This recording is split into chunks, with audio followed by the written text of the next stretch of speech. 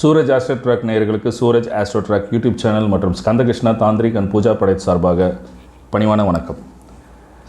27 நட்சத்திரங்களில் ஒவ்வொரு நட்சத்திரங்களையும் எப்படி நம்ம ஆக்டிவேட் செய்கிறது, உங்களுடைய நட்சத்திரத்துக்கு சம்பத்து தாரை, சேமத்தாரை, சாதகத்தாரை இவை மூன்றையும் எப்படி ஆக்டிவேட் செய்கிறது அப்படின்ற வீடியோஸ் தான் பார்த்துக்கிட்டு வரோம். அதில் இன்றைக்கி நம்ம பார்க்க போகிறது உத்திராடம். உத்திராட நட்சத்திரத்துக்கு இருந்த நீங்கள் எப்போதும் உங்கள் பேக்கெட்டில் ஒரு ஸ்கேல் வச்சுக்கணும். பாக்கெட்லேயே வச்சுக்கணுமானா லேடிஸாக இருந்தால் நீங்கள் ஹேண்ட்பேக்கில் வச்சுக்கலாம், எதில் வேணால் வச்சுக்கலாம். எந்த மாதிரி ஸ்கேல் வச்சுக்கலாம் அப்படின்னா, ஸ்கேல் அப்படின்றது காமனான ஒரு வார்த்தை. வெயிட் மிஷினுக்கும் ஸ்கேலுன்னு தான் பேர். எடை மிஷின் கடையில் எடை போடுவாங்களே தராசு, அதுக்கும் ஸ்கேல் தான் பேர். நான் சொல்லக்கூடியது ரூலர், நம்ம ஜாமெட்ரி பாக்ஸ்லாம் இருக்கும் இல்லையா, அந்த ஸ்கேல். அது கண்ணாடி ஸ்கேலாக இருந்தாலும் சரி, மெட்டல் ஸ்கேலாக இருந்தாலும் சரி, உடன் ஸ்கேலாக இருந்தாலும் சரி, ஒரு ஸ்கேல் கண்டிப்பாக வச்சுக்கோங்க.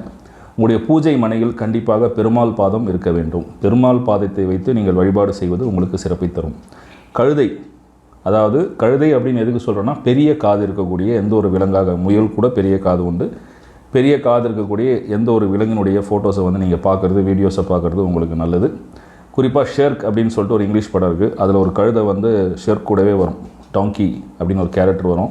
அதில் குட்டி குட்டி வீடியோஸ் நிறைய யூடியூப்பில் இருக்கும், அதெல்லாம் பாருங்கள். வீட்டில் கண்டிப்பாக ஏணி இருக்கணும். ஏணி இல்லாமல் உங்கள் வீடு இருக்கக்கூடாது. சின்னதாக ஒரு ஏணி ஏற்பாடு பண்ணி வச்சுக்கோங்க. அதே போல் சிவன் கோயிலும் பெருமாள் கோயிலும் வேலை செய்யக்கூடிய அந்த ஐயங்கார் இருக்காங்க இல்லையா, அவங்களுக்கு குடை தானமாக கொடுக்கறது நல்லது.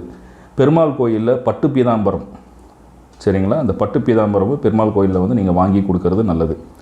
யாரையும் எந்த சூழ்நிலையும் யமனே அப்படின்னு சொல்லி திட்டக்கூடாது.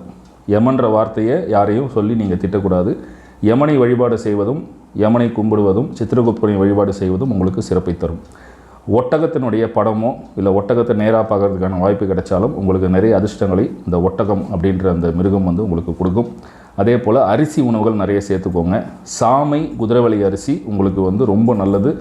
நிறைய சாதகமான விஷயங்களை உங்களுக்கு அது செய்து கொடுக்கும். அதே போல் வேப்ப மரம் வச்சு வளர்த்துட்டு வர நல்லது. உங்கள் வீட்டில் இடம் இல்லைனாலும் நிறைய ஏரி, குளங்கள் இந்த மாதிரி இடத்துல வேப்பங்கன்று நட்டு வளர்த்து வர்றது ரொம்ப சிறப்பு. புளியோதரை தானம் செய்வது சிறப்பு. புளியோதரை சாப்பிடுவதும் சிறப்பு. நாமக்கட்டி தானம் செய்வது மிகவும் சிறப்பு. தொடர்ந்து இந்த விஷயங்களை நீங்கள் செய்துட்டு வாருங்கள். உங்கள் வாழ்க்கையில் என்றுமே வெற்றிகள் குவியும். நன்றி, வணக்கம்.